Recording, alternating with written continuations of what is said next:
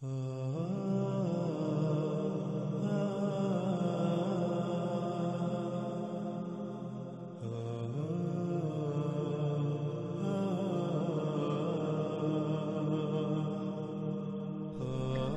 ہمارا موضوع ہے دابۃ الارض یا دابہ من الارض، جس کے بارے میں جو آج تک پھیلایا گیا اور زبان زد عام ہے وہ یہ ہے کہ قیامت سے پہلے زمین سے ایک جانور نکلے گا جو لوگوں سے باتیں کرے گا۔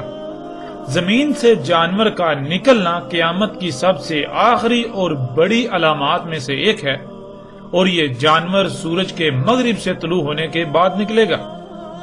جب یہ جانور نکلے گا تو تب توبہ کا دروازہ بند ہو چکا ہوگا، یعنی سورج کا مغرب سے طلوع ہونا توبہ کا دروازہ بند ہونا ہے، اور جب سورج مغرب سے نکل چکا ہوگا اور توبہ کا دروازہ بند ہو چکا ہوگا تو اس کے بعد یہ جانور زمین سے نکلے گا اور لوگوں سے باتیں کرے گا۔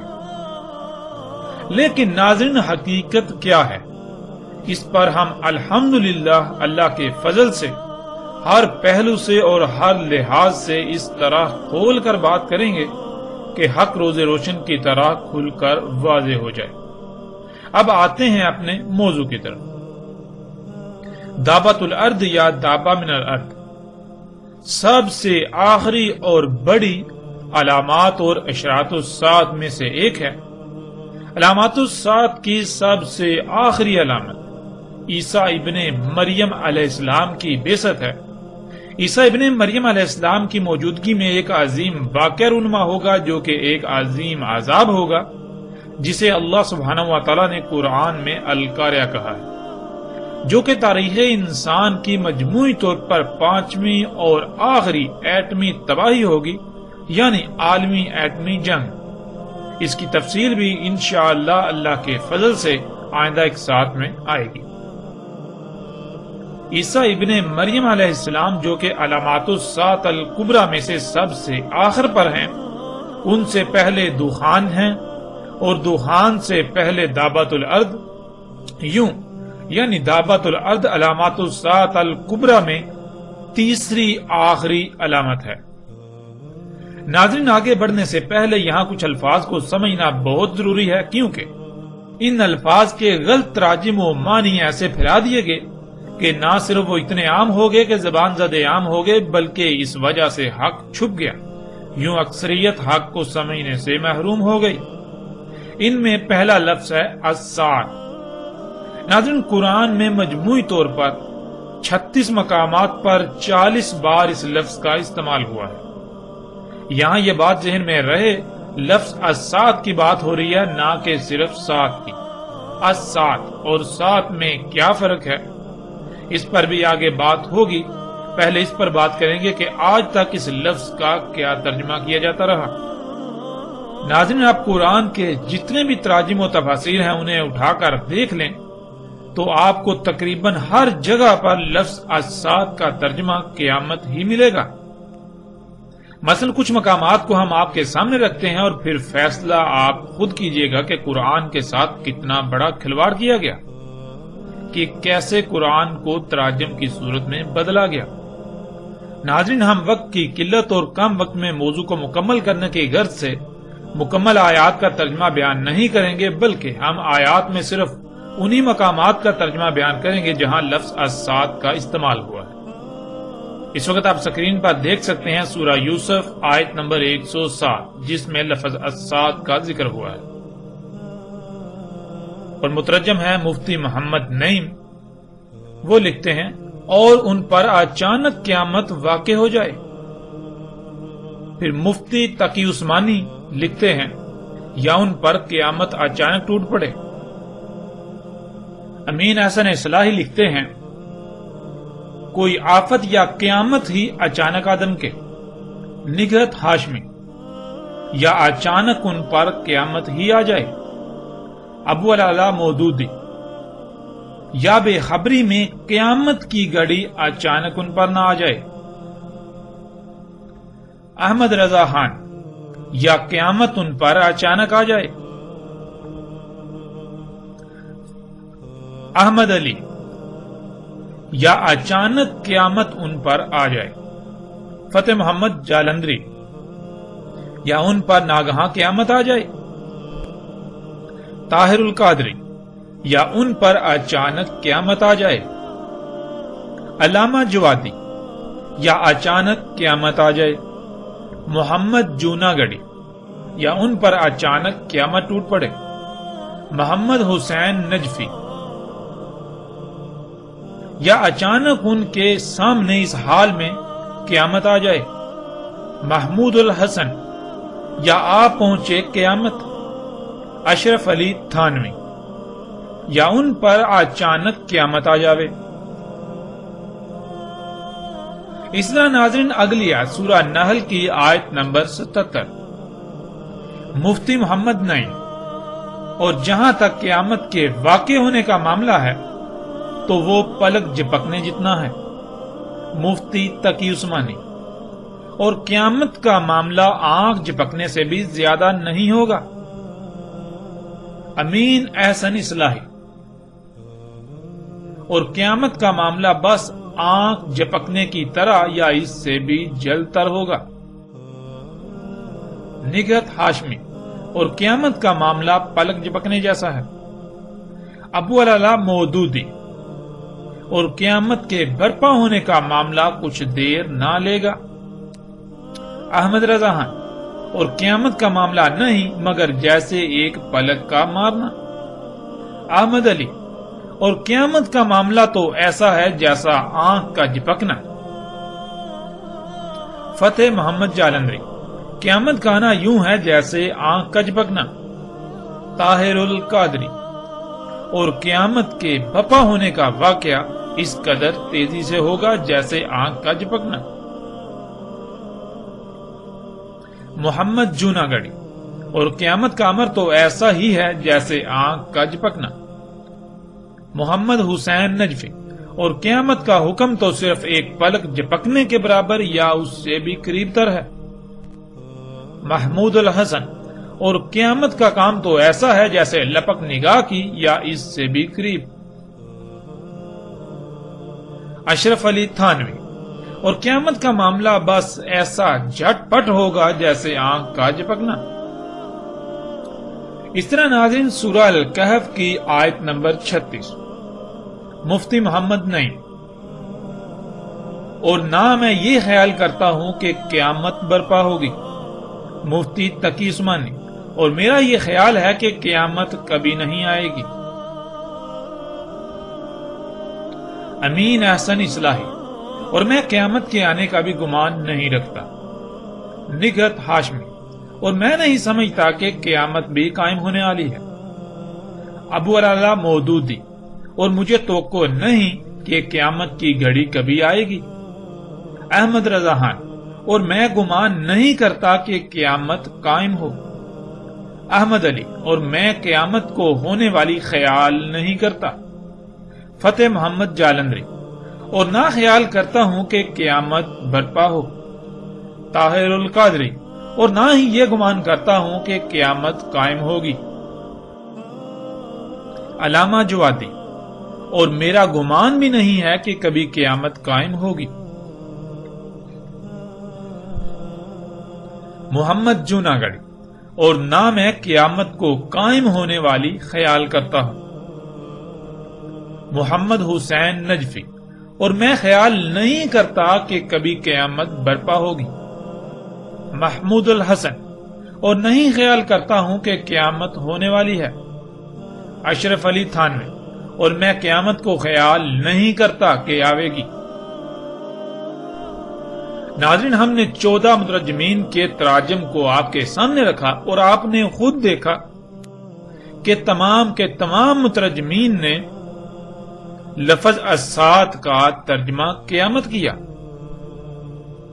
اور ہم آپ کو پہلے ہی بتا چکے کہ قرآن میں مجموعی طور پر 36 مقامات پر 40 بار اس لفظ یعنی الساعۃ کا ذکر ہوا ہے، اور ناظرین آپ تمام کے تمام مقامات کو اٹھا کر دیکھ لیں، آپ کو ان تمام کے تمام مترجمین کا ترجمہ یہی ملے گا، یعنی الساعۃ کا ترجمہ قیامت ہی ملے گا۔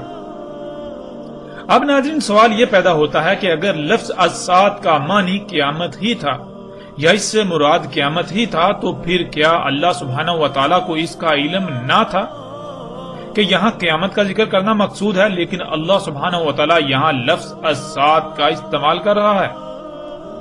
اور ناظرین، یہ نقطہ ہم نے آپ کے سامنے اس لیے رکھا کیونکہ آپ یہ جان کر چونک جائیں گے کہ اللہ سبحانہ و تعالیٰ نے قرآن میں لفظ قیامت کا بھی استعمال کیا ہے، بلکہ قیامت پر تو پوری ایک سورۃ القیامہ بھی قرآن میں موجود ہے۔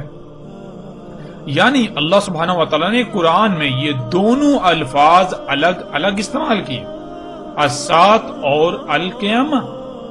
اور ناظرین، آپ قرآن میں تلاش کر سکتے ہیں، آپ کو لفظ القیامہ قرآن میں متعدد مقامات پر ملے گا۔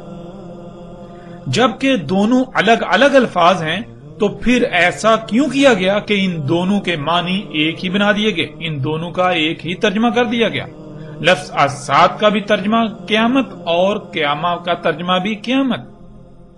ناظرین، بہت سے لوگوں کے نزدیک یہ ایک معمولی غلطی ہو سکتی ہے، یا پھر وہ یہ بھی سوچ رہے ہوں گے کہ اس سے کیا فرق پڑتا ہے، یہ تو معمولی بات ہے، لیکن وہ یہ نہیں جانتے کہ جسے وہ معمولی سمجھ رہے ہیں وہ معمولی نہیں ہے، بلکہ غیر معمولی حیثیت و اہمیت کی حامل ہے۔ اس کے نقصانات کیا ہیں، ہم آپ پر واضح کیے دیتے ہیں۔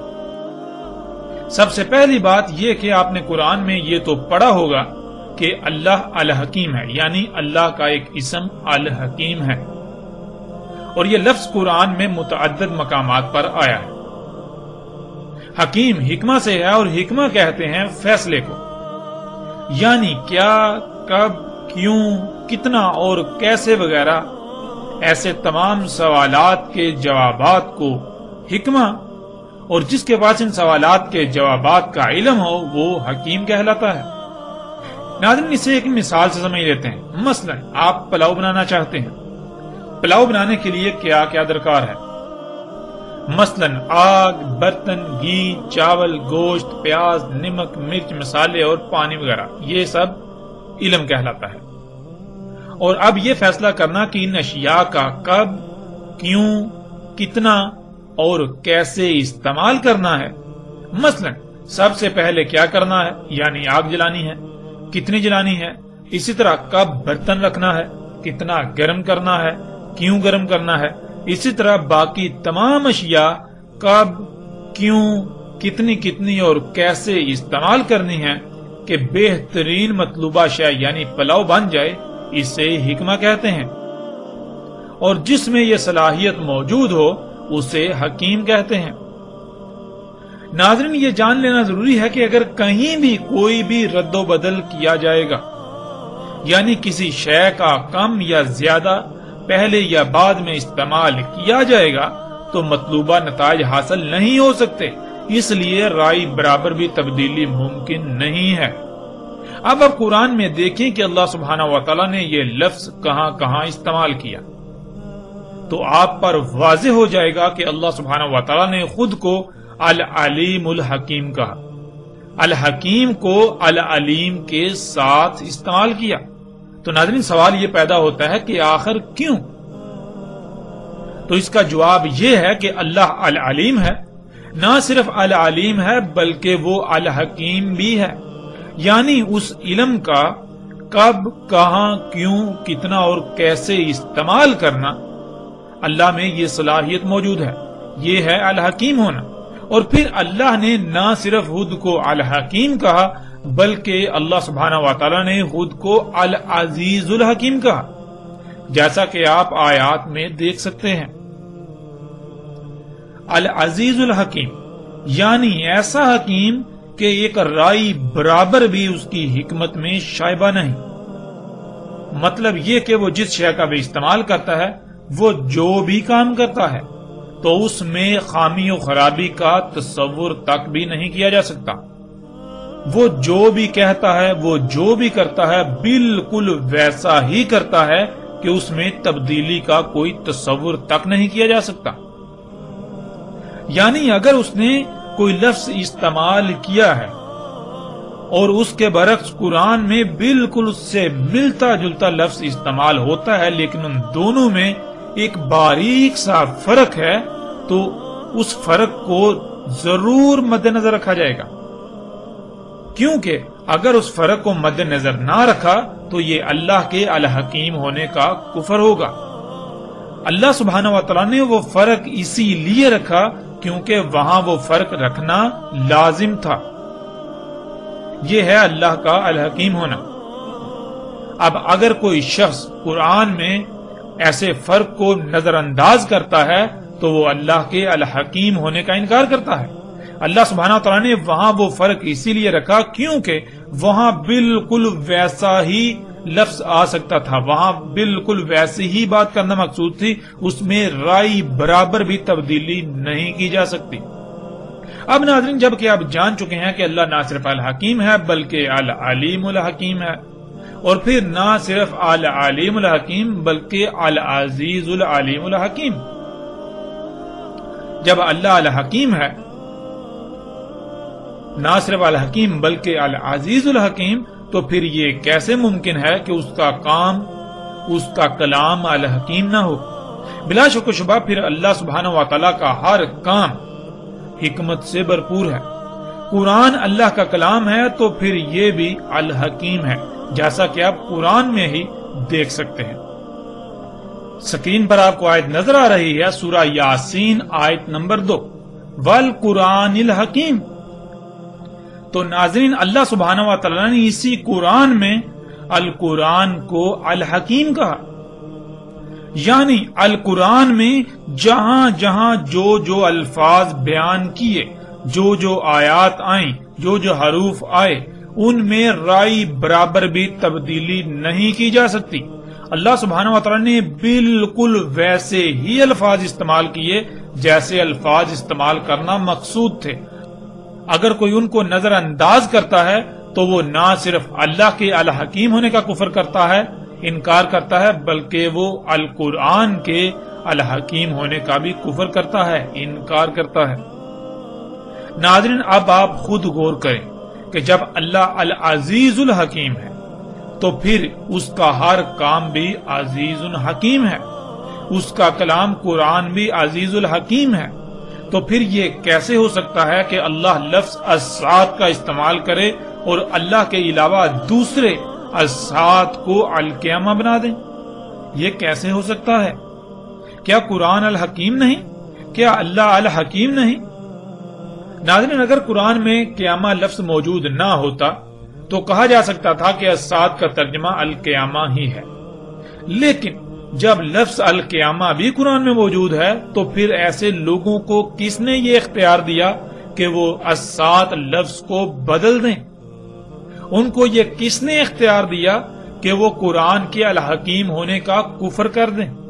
ان کو کس نے یہ اختیار دیا کہ وہ اللہ کے الحکیم ہونے کا کفر کر دیں؟ اللہ سبحانہ و تعالی لفظ الساعت استعمال کر رہا ہے اور یہ اس لفظ کو القیامہ سے بدل رہے ہیں۔ آخر ان لوگوں کو یہ اختیار کس نے دیا؟ کیا یہ قرآن کے ساتھ کھلواڑ نہیں ہے؟ کیا یہ انتہائی غیر معمولی غیر ذمہ داری کا مظاہرہ نہیں ہے؟ ناظرین، کیا آپ جانتے ہیں ایسا کرنا انسان کا یہ عملاً اس بات کا اقرار ہوتا ہے، اس کا عملاً یہ دعویٰ ہوتا ہے کہ اللہ الحکیم نہیں، اس کا کلام قرآن الحکیم نہیں ہے۔ جن جن لوگوں نے ایسا کیا انہوں نے عملاً اس بات کا اقرار کیا، عملاً اس بات کا دعویٰ کیا کہ اللہ الحکیم نہیں ہے، اللہ کا کلام قرآن الحکیم نہیں ہے۔ تو ناظرین، یہ ہے پہلا بڑا نقصان اس غلطی کا۔ یہ نقصان کتنا شدید ہے یہ آپ اس وقت ہی جان سکیں گے جب آپ اس کی گہرائیوں میں جائیں گے، اس میں غور و فکر کریں گے۔ اور ناظرین، اس کا دوسرا اور انتہائی تباہ کن نقصان یہ ہے کہ قیامت اللہ سبحانہ و تعالیٰ لائے گا، یعنی قیامت اللہ سبحانہ و تعالیٰ لائے گا، لیکن الساعت انسانوں کے اپنے ہی ہاتھوں سے کیے ہوئے اعمال کا بیانک نتیجہ ہوگا جس سے وہ دوچار ہوں گے۔ جب الساعت کو قیامت قرار دیا جاتا ہے تو پھر ہر شخص کے ذہن میں یہی بات ہوتی ہے کہ قیامت تو اللہ خود لائے گا، اس میں انسانوں کا کوئی عمل دخل نہیں۔ لیکن ناظرین، حقیقت یہ ہے کہ ایسا کہنا اللہ سبحانہ و تعالیٰ پر بہتان عظیم ہے، ایسا بہتان کہ آپ تصور بھی نہیں کر سکتے کہ اللہ اس بہتان پر کتنا غضبناک ہوتا ہے۔ اور اس بہتان سے کائنات میں تباہ کن نقصانات کا دروازہ کھل جاتا ہے۔ ناظرین، اس سے پہلے کہ ہم آگے بڑھیں دعوت الارض کے موضوع پر بات کرنے کے لیے باقی الفاظ کی طرف، ہم یہ جان لیں کہ السات کیا ہے۔ ناظرین، اس میں اصل لفظ سات ہے اور سات کے شروع میں الف لام کا اضافہ ہے۔ سات کسے کہتے ہیں؟ اسے ایک مثال سے سمجھ لیتے ہیں۔ مثلا ناظرین، آپ کی کوئی شے خراب ہو گئی اور آپ اسے مستری کے پاس لے کر جاتے ہیں۔ آپ مستری کو کہتے ہیں کہ اسے ٹھیک کر دو، تو مستری کہتا ہے ٹھیک کر دوں گا، لیکن اس کے لیے اتنی قیمت اور اتنا وقت درکار ہے، یعنی یہ فلاں وقت پر بالکل ٹھیک ہو جائے گی۔ آپ کہتے ہیں ٹھیک ہے، میں اس وقت اسے لینے آ جاؤں گا، نہ ہی اس سے پہلے اور نہ ہی اس سے تھوڑا لیٹ ہوں گا۔ تو ناظرین، وہ وقت جو اس مستری نے واضح کیا اسے عربی میں سات کہتے ہیں۔ مثلا جیسے کہ کھانا کب تک بن جائے گا، آگے سے جواب آتا ہے جی کھانا فلاں وقت تک بن جائے گا، تو کھانا جس وقت تیار ہو جائے گا وہ وقت سات کہلائے گا۔ ایسے ہی آپ درجنوں مثالیں لے سکتے ہیں۔ جیسے کوئی شخص ایسا کام کر رہا ہو جس کا نتیجہ تباہ کن ہو، آپ اسے پہلے ہی اس انجام سے متنبہ کر دیں کہ دیکھو یہ نہ کرو ورنہ وہ وقت آ جائے گا کہ تمہیں شدید ترین تباہی یا نقصان سے دوچار ہونا پڑے گا۔ تو وہ وقت جب اس تباہی کا آنا ہے جس سے آپ نے متنبہ کیا وہ سات کہلائے گا۔ اب ناظرین آتے ہیں لفظ السات کی طرف۔ سات کا تو آپ جان چکے، اور جب بھی عربی میں کسی لفظ کے ساتھ اس کے شروع میں الف لام کا اضافہ کیا جاتا ہے تو وہ بالکل ایسے ہی ہوتا ہے جیسے انگلش میں کسی شے کے ساتھ دی یا دا لگایا جاتا ہے، یعنی کسی شے کو اسپیسیفائی کرنے کے لیے، مخصوص کرنے کے لیے۔ السات، سات کے ساتھ الف لام، یعنی کوئی مخصوص وقت ہے جس کا ذکر کیا جا رہا ہے، کوئی مخصوص گھڑی۔ اور وہ السات یعنی مخصوص وقت کیا ہے، اس کا اللہ سبحانہ و تعالیٰ نے قرآن میں جگہ جگہ تفصیل کے ساتھ ذکر کیا۔ اس پر تفصیل کے ساتھ آئندہ الگ موضوع کے تحت بات ہوگی، لیکن یہاں ہم مختصراً بیان کرتے ہوئے آگے بڑھیں گے۔ ناظرین، اللہ سبحانہ و تعالیٰ نے قرآن میں یہ بالکل واضح کر دیا کہ اللہ نے زمین و آسمانوں میں میزان وضع کیا۔ میزان یعنی توازن قائم کیا۔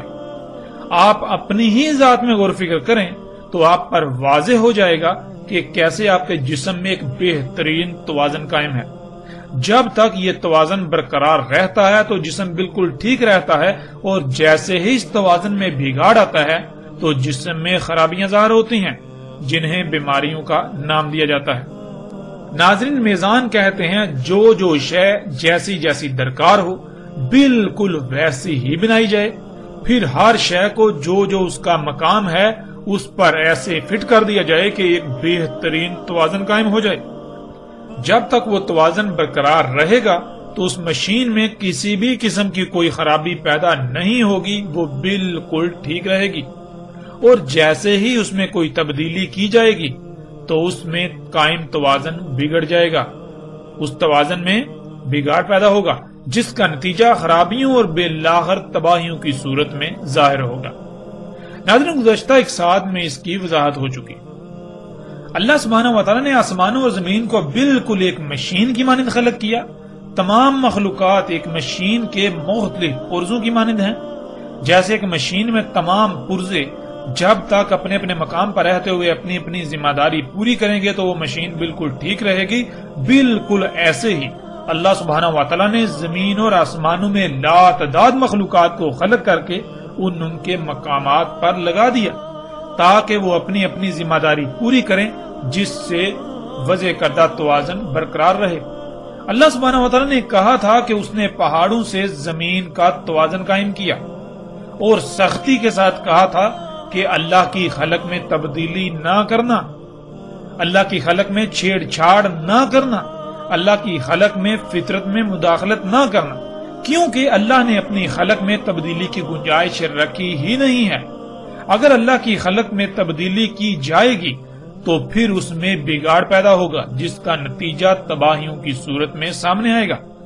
ایسے ہی زمین کی مخلوقات ہوں، پھل پھول سبزیوں سمیت تمام کا تمام رزق ہو، ہواؤں اور بادلوں کا نظام ہو، زمین و آسمان میں لاتعداد چھپی ہوئی مخلوقات ہوں، ان میں چھیڑ چھاڑ کرنے، ان میں مداخلت کرنے، ان کے پیچھے پڑنے سے منع کیا، ان میں کسی بھی قسم کی تبدیلی کرنے سے منع کیا تھا، ورنہ اگر ان میں چھیڑ چھاڑ کی جائے گی تو ان میں بگاڑ پیدا ہوگا، اور پھر نتیجتاً طرح طرح کی بیماریوں، مصیبتوں، تکلیفوں، زلزلوں، سیلابوں، طوفانوں اور تباہیوں کا سامنا کرنا پڑے گا۔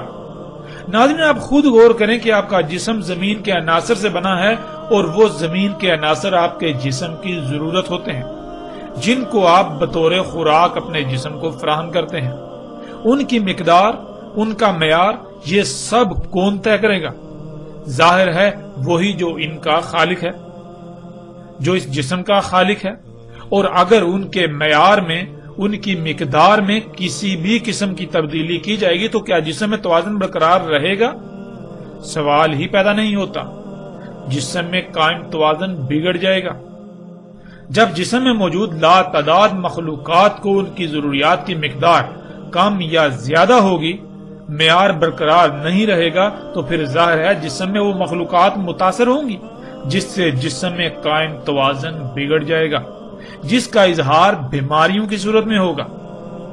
اب اگر ان بیماریوں یعنی جسم میں ہونے والی خرابیوں کو دور نہیں کیا جائے گا تو پھر ظاہر ہے ایک وقت ایسا آئے گا جب جسم موت کا شکار ہو جائے گا، یعنی آخری بڑی تباہی کا شکار ہوگا۔ ایسے ہی ناظرین، جب زمین و آسمانوں میں ترقی کے نام پر چھیڑ چھاڑ کی جائے گی، ان میں فساد کیا جائے گا، پہاڑوں کو کاٹ کاٹ کر زمین کا توازن بگاڑ دیا جائے گا، تو کیا زلزلے نہیں آئیں گے؟ رزق میں زیادہ اور جلد پیداوار کے حصول کے لالچ میں چھیڑ چھاڑ کی جائے گی، اس میں جنیاتی تبدیلیاں کی جائیں گی، تو کیا اس رزق کا استعمال کرنے والے انسان ہوں یا باقی جاندار، کیا ان کے اجسام میں اللہ کے وضع کردہ میزان میں خسارہ نہیں ہوگا؟ اور نتیجتاً بیماریوں کا شکار نہیں ہوں گے، مفلوج نہیں ہوں گے۔ زمین میں قدرتی وسائل کے حصول کے نام پر زمین کا خون نکالا جائے گا، زمین سے وہ عناصر نکالے جائیں گے جن کے بغیر زمین ناکارہ ہو جائے، تو پھر کیا زمین میں بگاڑ نہیں ہوگا؟ زمین جگہ جگہ سے دنسے گی نہیں؟ بادلوں میں ہواؤں کے نظام میں چھیڑ چھاڑ کی جائے گی تو کیا بادلوں کا نظام ٹھیک رہے گا؟ اس میں قائم توازن نہیں بگڑے گا اور نتیجتاً طوفان، آندھیاں اور سیلاب نہیں آئیں گے؟ زمین پر ترقی کے نام پر طرح طرح کی گیسوں کا اخراج کیا جائے گا جس سے فضا زہر آلود ہو جائے گی، تو سانس اور جلد کی بیماریوں کے ساتھ ساتھ طرح طرح کی تباہیوں کا سامنا نہیں کرنا پڑے گا؟ کیا زمین پر درجہ حرارت بڑھنا شروع نہیں ہو جائے گا؟ کیا آسمان یعنی زمین کے گرد گیسوں کی 7 تہوں پر مشتمل تہ در تہ حساس ترین حصار متاثر نہیں ہوگا؟ وہ پھٹے گا نہیں؟ ناظرین، یہی سب اللہ سبحانہ و تعالیٰ نے کہا تھا کہ جب تم فطرت میں چھیڑ چھاڑ کرو گے، اللہ کی خلق میں تبدیلیاں کرو گے، تو ان نتائج کا سامنا کرنا پڑے گا۔ اور جیسے جب تک بیماری لا علاج نہیں ہوتی تب تک علاج ممکن ہوتا ہے، اس وقت تک علاج کر لیا جائے تو بیماری سے چھٹکارا مل جاتا ہے، ورنہ اگر وقت ہاتھ سے نکل جائے تو نہ صرف بیماری لا علاج ہو جاتی ہے بلکہ پھر آخری بڑے نتیجے کا سامنا کرنا پڑتا ہے جو جسم کو مکمل طور پر نکارہ بنا دیتا ہے، اور وہ موت ہے۔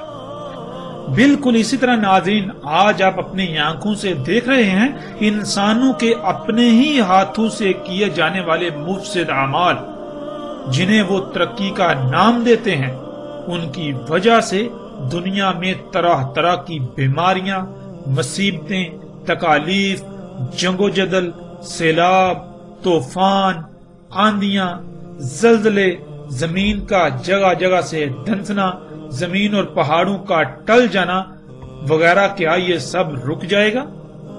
نہیں، یہ اب لا علاج ہو چکا۔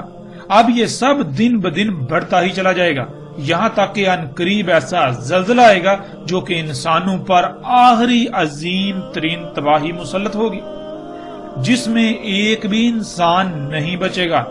اس تباہی کے مسلط ہونے کے وقت کو اللہ سبحانہ و تعالیٰ نے قرآن میں الساعۃ کہا۔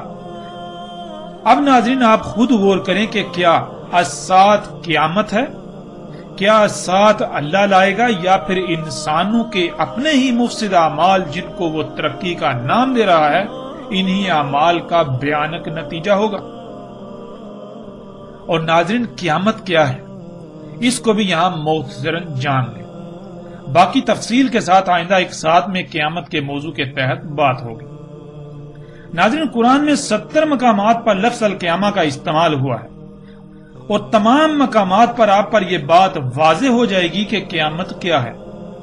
قیامت الساعۃ کے بعد یعنی عظیم زلزلے میں تمام کے تمام انسانوں کے خاتمے کے بعد، جب زمین انسانوں کے اپنے ہی ہاتھوں سے کیے ہوئے مفسد اعمال کے رد عمل کی وجہ سے انتہائی بھیانک صورت اختیار کر چکی ہوگی، انسانوں کے اعمال کے رد عمل جب آنا تھم جائیں گے، تب تمام انسانوں کو دوبارہ زندہ کیا جائے گا اور ان سے ان کے اعمال کی پرسش ہوگی اور بدلے کا سامنا کرنا ہوگا۔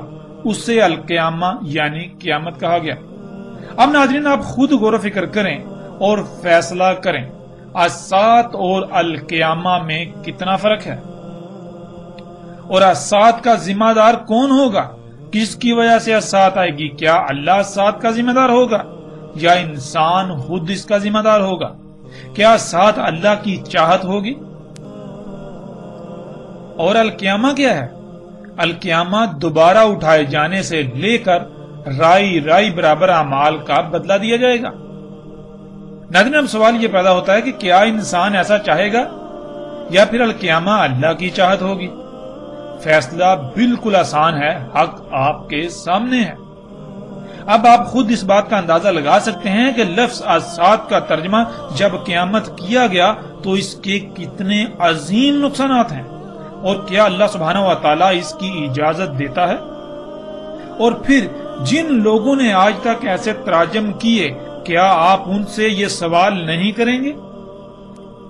کیا ان لوگوں کا اتنا عظیم دجل چاک ہونے کے باوجود بھی آپ ان کو اپنا الہ بنائے رہیں گے؟ اس دجل کے چاک ہونے کے باوجود وہ آپ کو فرشتے نظر آئیں گے؟ وہ آپ کو علماء نظر آئیں گے؟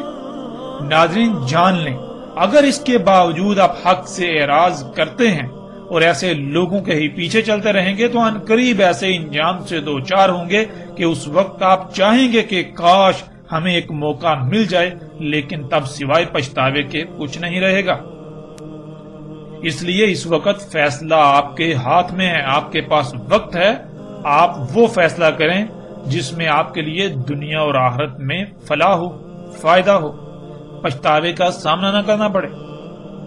ناظرین لفظ الساعۃ کو آپ الحمدللہ جان چکے، اب آتے ہیں ان الفاظ کی طرف، اشراط اور علامات۔ جیسے آپ نے عموماً سنا ہوگا اشراط الساعۃ اور ایسے ہی علامات الساعۃ، اور دونوں کا ترجمہ قیامت کی علامات یا قیامت کی نشانیاں کر دیا جاتا ہے۔ لفظ اشراط یہ جمع کا صیغہ ہے اور اس کا واحد شرط ہے۔ ناظرین شرط کسے کہتے ہیں، اسے ایک مثال سے سمجھ لیتے ہیں۔ مثلا پیاس بجھانے کے لیے پانی کا ہونا ضروری ہے، پانی کے بغیر پیاس کا بجھانا ناممکن ہے۔ یعنی شرط کسی بھی عمل یا شے کے پیچھے موجود ایسے عوامل یا مراحل کو کہتے ہیں جس کے بغیر عمل کا وجود ناممکن ہو۔ جیسے دو اس وقت تک نہیں آ سکتا جب تک کہ ایک نہیں آ جاتا، اب ایک نہ صرف دو کے پیچھے اس کے وجود یا عدم کی وجہ ہے، بلکہ جب تک ایک نہیں آ جاتا تب تک دو نہیں آ سکتا۔ بالکل ایسے ہی ناظرین اشراط الساعۃ کہتے ہیں ان امور کو، یعنی ان کاموں کو، ان عوامل کو، ان اعمال کو، ان مراحل کو جن کے بغیر الساعۃ کا آنا ناممکن ہے، کیونکہ نہ صرف وہ الساعۃ سے پہلے ہونا لازم ہے بلکہ انہی کی وجہ سے الساعۃ کا وجود ممکن ہے، یعنی ان کی وجہ سے الساعۃ آئے گی، وہ عظیم زلزلہ آئے گا۔ اب ناظرین آپ کے لیے بالکل آسان ہو چکا اشراط الساعۃ کو جاننا۔ آپ خود غور کریں کہ وہ کون سے امور ہیں، وہ کون سے عوامل ہیں، وہ کون سے مراحل ہیں جن کی وجہ سے الساعت آئے گی، یعنی عظیم زلزلے کی صورت میں ایسی تباہی کہ کوئی ایک بھی انسان اس سے نہیں بچ سکے گا۔ ناظرین، اب آتے ہیں علامات الساعت کی طرف، یعنی لفظ علامات کی طرف۔ علامات ان امور، ان عوامل، ان مراحل وغیرہ کو کہا جاتا ہے جو اپنے بعد کسی کے وجود میں آنے کا علم دے رہے ہوں، یعنی جو اپنے بعد آنے والے کا اظہار کر رہے ہوں۔ جیسے اگر آپ کے سامنے ایک لکھا جائے تو ایک اپنے بعد آنے والے کا علم ہوتا ہے، یعنی ایک کے بعد دو آئے گا۔ ایسے ہی ناظرین، مثال کے طور پر اگر کوئی شخص اینٹیں، سیمنٹ، بجری، سریا اور ریت وغیرہ خرید رہا ہو تو یہ عوامل اس بات کا علم دے رہے ہوتے ہیں کہ کسی عمارت کی تعمیر ہونے والی ہے، یا تعمیر ہو رہی ہے، یا پھر عنقریب تعمیر ہو جائے گی۔ یعنی علامات ان عوامل، امور یا مراحل وغیرہ کو کہا جاتا ہے جو مستقبل قریب یا بعید میں آنے والے کا علم دے رہے ہوں۔ اب ناظرین غور کریں، آج جو زلزلے آ رہے ہیں، جن وجوہات کی بنا پر یہ زلزلے آ رہے ہیں، اگر ان وجوہات کو دور نہیں کیا جائے گا، ان کی اصلاح نہیں کی جائے گی، تو پھر کیا یہ زلزلے رک جائیں گے؟ یا پھر یہ قانون فطرت ہے کہ خرابی کو دور نہ کیا جائے تو وہ دن بدن بڑھتی ہی چلی جائے گی، یہاں تک کہ وہ اپنے انجام کو نہ پہنچ جائے۔ جب قانون فطرت یہ ہے تو پھر یہ زلزلے دن بدن بڑھتے ہی چلے جائیں گے۔ آج ان زلزلوں میں درجنوں، سینکڑوں، ہزاروں اور لاکھوں لوگ مر رہے ہیں، تو جیسے جیسے یہ زلزلے بڑھتے چلے جائیں گے تو اموات بھی بڑھتی چلے جائیں گی، یہاں تک کہ بڑھتے بڑھتے اتنا بڑا زلزلہ آئے گا کہ کوئی ایک انسان بھی اس زلزلے میں سے نہیں بچ پائے گا، جسے الساعت کہا گیا۔ تو ناظرین غور کریں، کیا یہ زلزلے علام نہیں ہے الساعت کا؟ یعنی یہ زلزلے عن قریب ایک عظیم زلزلے کا علم ظاہر نہیں کر رہے؟ بالکل کر رہے ہیں، اس وجہ سے انہیں علامات الساعت کہا گیا۔